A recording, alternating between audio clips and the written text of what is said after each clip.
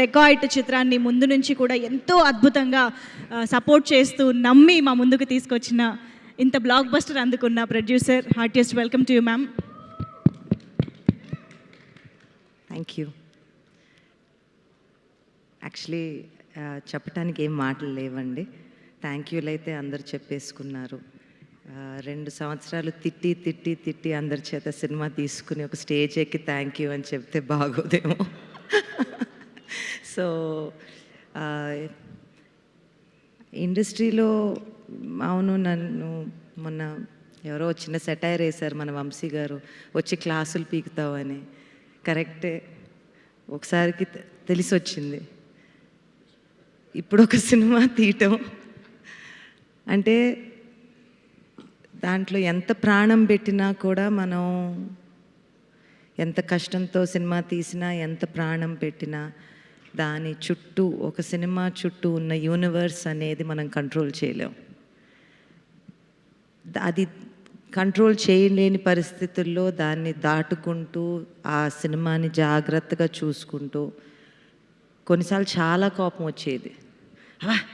ఎందుకు ఎందుకు ఎందుకు అని పిచ్చి తిట్లు తిట్టేసి, అందరినీ తిట్టేసి, ఒక కప్పట్ట పడేసి, ఒక మైకిట్టు పడేసి అటు వెళ్ళిపోయి, దెన్ తర్వాత ఎందుకో ఒక పాట చరణం వచ్చేది ఫోన్లో, లేకపోతే ఒక ఎడిటింగ్ రూమ్లోకి వెళ్ళినప్పుడు వీళ్ళు ఏదో ఎడిట్ చేసినప్పుడు మృణాల్ క్లోజప్ వచ్చేది.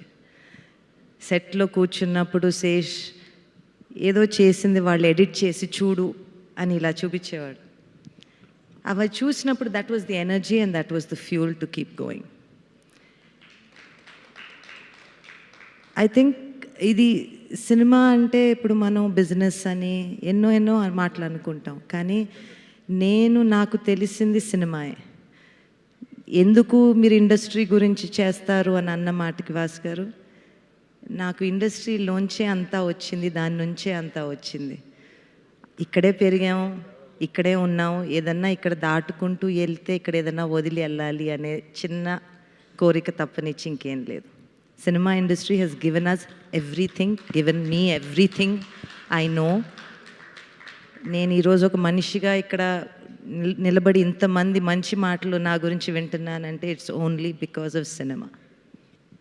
So that being said, Dacoit అనేదండి, నాకైతే కథ చెప్పినప్పుడు, కథ వింటూ ఉన్నప్పుడు దట్ ప్రాసెస్ పక్కన పెట్టేసి ఇట్స్ ఫ్రమ్ ద హార్ట్. ఒక ప్రేమ కథలో ఇప్పుడు మనం కొన్నేళ్ల క్రితం 7 జన్మల ప్రేమ అని అనుకునేవాళ్ళం.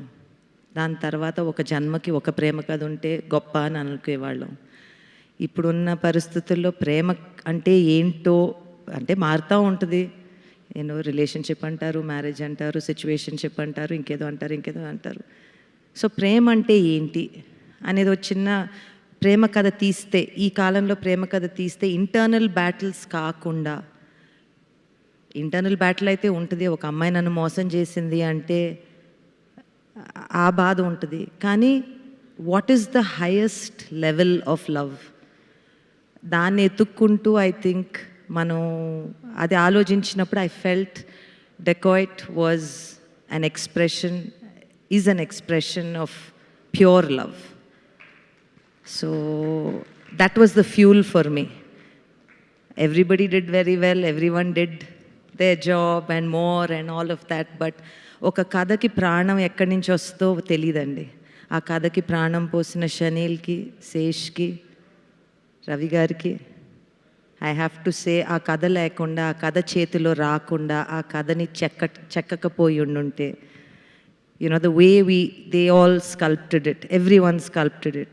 I think in theatre నుంచి బయటకు వచ్చినప్పుడు ఒక చిన్న భారంతో వచ్చాము, ఒక చిన్న హ్యాపీనెస్తో వచ్చాము అంటే ఇట్స్ ఓన్లీ బికాజ్ మనని టచ్ అయింది, మనం ఫీల్ అయ్యాం.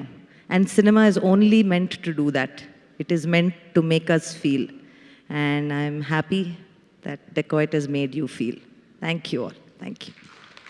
Superb, ma'am. Thank you very much. So, yes, మరి ఇప్పుడు డెకాయిట్ సినిమా ద్వారా